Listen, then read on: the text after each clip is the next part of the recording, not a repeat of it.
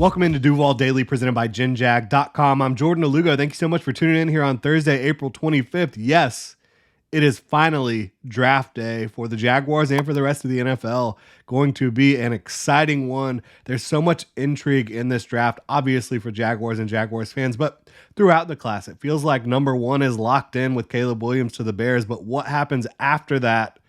Can't wait to find out. We're going to dive into it here today for the Jaguars. Got our final predictive mock draft, what I expect Trent Baalke to try to pull off this evening when everything gets going here in the first round, 8 p.m. Eastern time. Got rear-ended this morning, but we're all good. No damage to the car. That's got to be a good sign, right? It's going to be a good day for the Jacksonville Jaguars. We can at least hope. Like I mentioned yesterday, there are a ton of options for the Jaguars here. I would think cornerback, wide receiver, edge, and offensive tackle will all be in play. We're going to talk about those positions, going to talk about different options, and then get into this mock draft here. So really appreciate y'all tuning in. If you enjoy the content, please like, subscribe, hit that notification bell. You can also check out genjag.com/shop, pick up some new Duval gear if you want to support the channel further. Rock some Duval gear. We've got this hat on the website right now. Launched these a few weeks back. Hat I'm wearing right now, you can go pick up genjag.com/shop. So let's dive into it here. I do not think that the Jaguars will take either of the top defensive tackles if they're available. Talking about Byron Murphy, talking about Jerzon Newton, Johnny Newton. I have Newton ahead of Murphy, but like both of them a ton. I don't think they have Baalke arm length, right? Trent Baalke, especially early in the draft, you've got to have 33-inch arms if you're going to be playing in the trenches for Trent Baalke's team, and neither of those guys do. I like both of them. I would be really fired up if the Jaguars went that way and kind of surprised me, but I don't see it happening. Then you talk about cornerback. I would bet that they are in on Quinyon Mitchell out of Toledo, who is the best combination of size, weight, speed, and a guy who has great tape, off-man coverage tape, off-zone coverage tape, but still great tape, aced every step of the process when you talk about what he did on the field, what he did at the Senior Bowl, and then what he did at the Combine. Quinyon Mitchell was fantastic in the pre-draft lead-up. Terrion Arnold and Kool-Aid McKinstry, I think that they would be in on both of those guys from Alabama. And then maybe Cooper DeJean, who might not project as much as a straight-up man-cover corner, but he's young.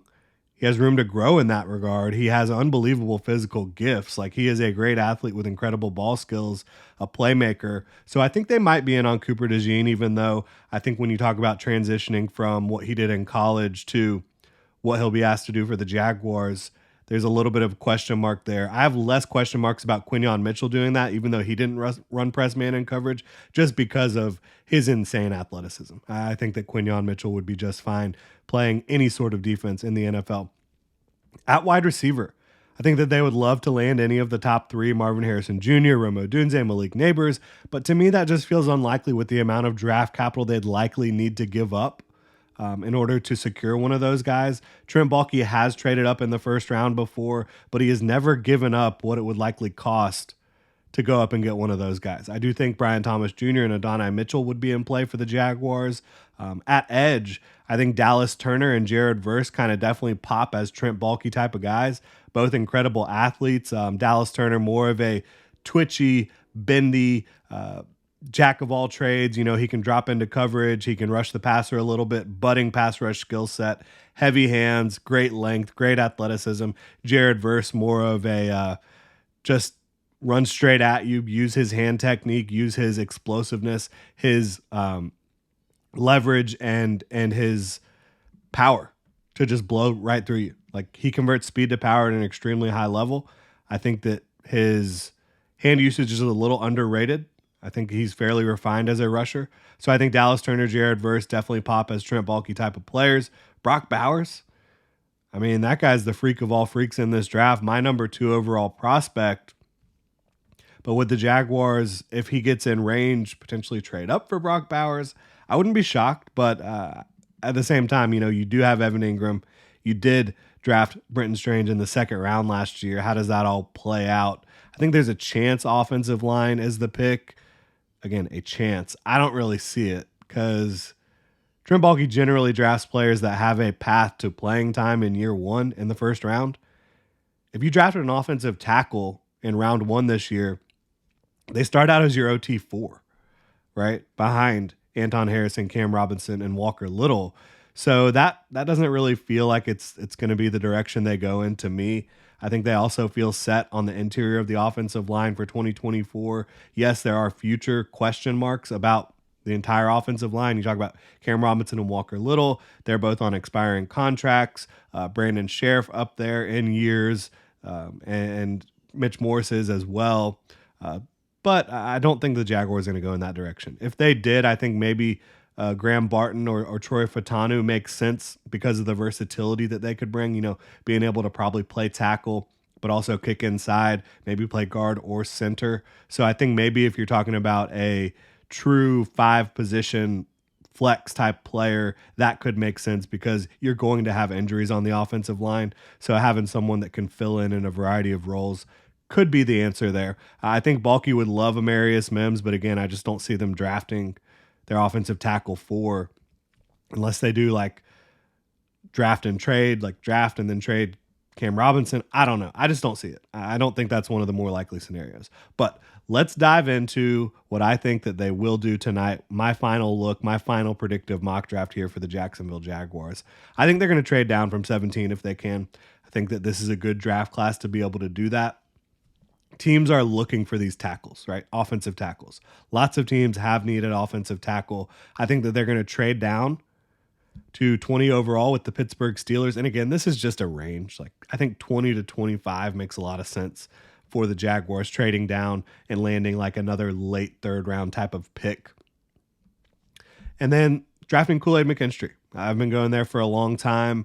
Ever since the Jaguars decided to bring in Ryan Nielsen, who wants to run press man coverage, ever since they decided to move on from Darius Williams, Kool-Aid McKinstry makes a lot of sense for me, landing a late third round pick at 98 overall as well. To me, this would be a very good pick. Trent Baalke, he's been pretty darn good in the first round throughout his career and with the Jaguars, especially with the first pick in the first round for the Jags. Kool-Aid McKinstry, he's 28 on the consensus board across the industry, but he's in the teens on my board, and I think he'd be in the teens for the Jaguars as well. He is technically sound. He has very, very good length. He has size. He has 4.4 speed. He's experienced in press man coverage. He's a good tackler. This massively upgrades the Jaguars cornerback room. I think he's the most talented corner they have the day that he is drafted. This is a room in which the Jaguars just don't have any major long-term investments at the moment, right? Yeah, you could re-sign Tyson Campbell. I think they should re-sign Tyson Campbell. I'd go ahead and get that out of the way, try to get a little bit of a discount before he has a good season in his final year of his rookie deal. And then Ronald Darby, you signed him. I think he can be a good starter, decent starter, but he's been injured a lot throughout his career. Beyond that, you just don't have a lot that really inspires you. It just makes sense for them to go about it this way, wanting to land a corner. Would they trade up for like Quinyon Mitchell or Terrion Arnold? Maybe. I don't think that there's value in that because I think this is a deep cornerback class. I think trading up for someone kind of limits how you can improve this roster, throughout the rest of the draft. So I don't really see it. I think that Kool-Aid McKinstry in a trade down is the most likely scenario for the Jaguars here tonight. Again, Trent Baalke has surprised me in the past, but usually with the Jaguars' first pick in the first round, first pick of the draft, they get someone that you can see why they would, like Anton Harrison last year. I didn't know at the time that Cam Robinson was going to be suspended, but they did. So that made sense, right? Talk about Trayvon Walker. There was a clear path to starting in year 1. You talk about Trevor Lawrence, obviously, clear path to starting in year 1. So I think that they're going to draft someone who has, again, a clear path to a lot of playing time. I think Kool-Aid McKinstry will have that in Jacksonville. At 48 overall, Xavier Legette. He's big, he's strong, he's fast. Trent Baalke talked about all those things this past offseason, trying to upgrade this roster. Xavier Legette is an unbelievable athlete, like just crazy athlete. He can go up and get the football, 50-50 balls. He can separate, he can high point. He has the potential to be a game-changing number 1 receiver. Went through a lot off the field early in college, which kind of slowed his development a bit. But he's been a big-time special teamer. He's a hard worker. He was the fastest ball carrier in college or the NFL last year on the football field. He needs refinement as a route runner, right? But overall, you just can't teach what he has. I don't think that he has to have the workload of a number one receiver early on, which is good. And that's good for any receiver the Jaguars draft because they have a high volume slot receiver in Christian Kirk, a high volume pass catching tight end in Evan Ingram. They have Gabe Davis, who is a vet. They have Zay Jones, who is a vet. Xavier Legette comes in and he can kind of just grow into his role. And when you talk about using him on crossers, on a crosser is where he hit the fastest time speed of any ball carrier in 2023.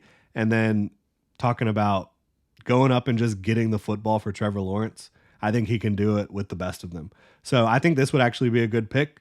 I think at 48 overall, Xavier Legette makes a ton of sense for the Jaguars. Will he still be on the board? It'll be interesting to find out. Obviously, we've only got the first round tonight, second round, and third round on Friday night, and then the rest of the draft on Saturday. But Xavier Legette at 48, the Jaguars hosted him for a visit. He's got a lot of the physical traits I think they'll be looking for. And again, he is a special teamer, a guy who can return kicks. There's more value in that now. And someone who is going to bring a work ethic to the football field. At 96 overall, this is where Trent Baalke starts to Trent Baalke a little bit for me.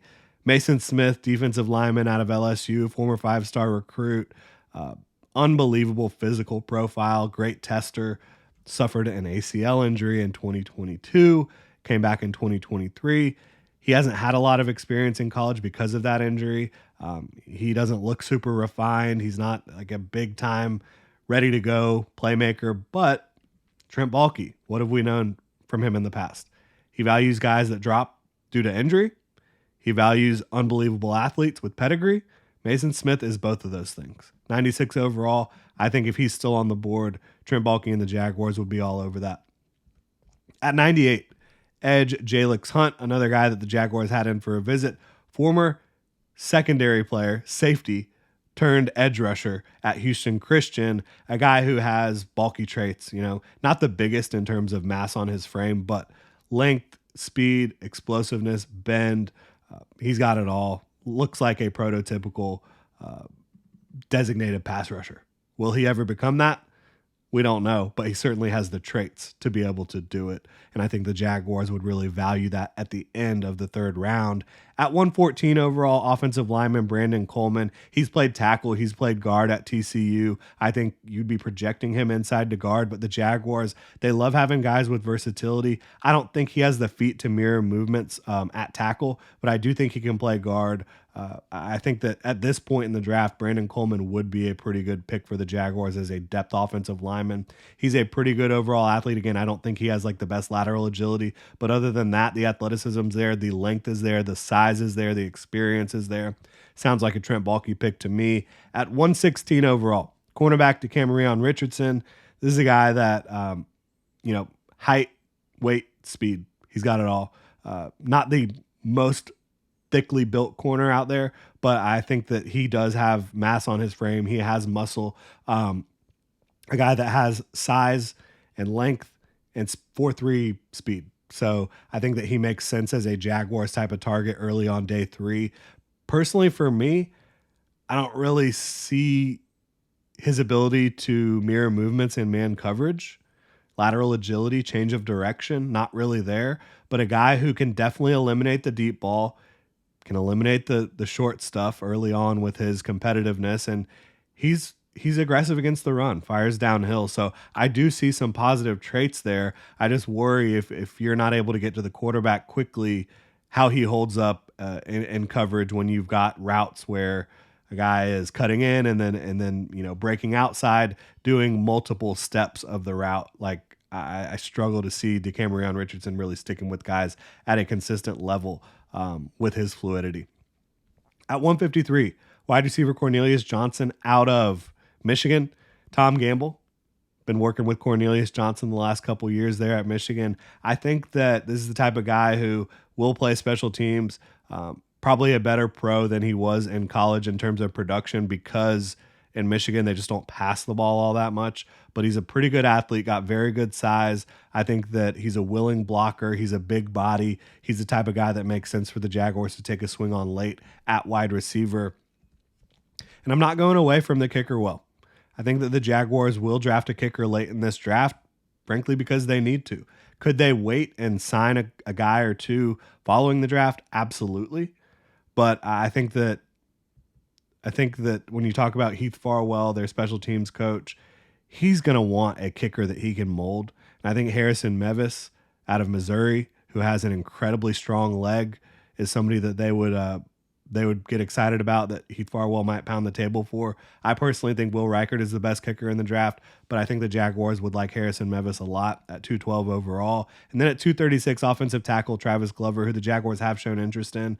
He's got length. He's out of Georgia State, small school guy, a little bit older of a prospect, but I think as a long-term potential swing tackle or even maybe potential spot starter, he could make sense for the Jaguars there late in the draft. Sounds like a Jaguars type of pick. So that's it. That's the final predictive mock draft. So much work has gone into this for myself over the last, 5 months. But it's been awesome, and it all comes down to this. The NFL draft starts tonight with round one. Talking about how this draft kind of went. After the first two picks, that's where things kind of go sideways a little bit for me. Not that these prospects can't help the Jaguars or won't develop and be good players, but it's just not where I'd be looking necessarily. Like we talk about Mason Smith, that is a swing. I would prefer Dwayne Carter, who I think is ready to go as a guy that has enough juice, explosiveness, quickness, and a phone booth, plays with natural leverage, is a good run defender and pass rusher. I'd be looking at Dwayne Carter over Mason Smith. I'd be looking at Mo Kamara and several other edge rushers over Jalix Hunt. Now, Jalix Hunt could develop into an incredible player because he has the physical traits required to do so. Same thing with Mason Smith. But I'm looking for guys that I've seen a little bit more on tape from.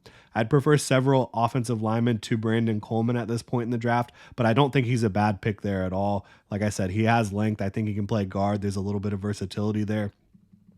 Again, with DeCamerion Richardson, I don't really see the lateral agility to be able to change directions and stick with some of these receivers in these more complicated routes. But if you talk about nothing cheap and nothing deep down the sideline, and then also playing the run aggressively, again, there's some traits to get excited about for Richardson there. I like the last three picks a lot. They just make sense for me.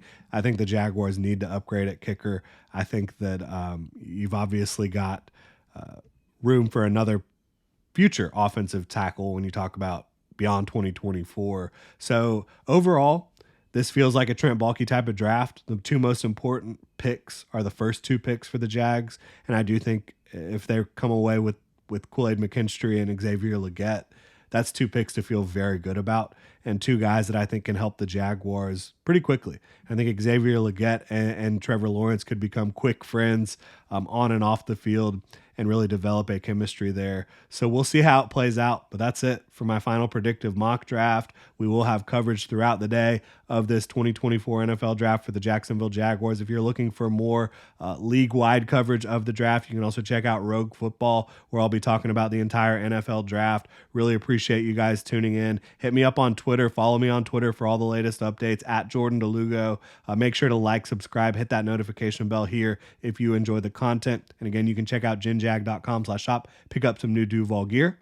Y'all have a good one.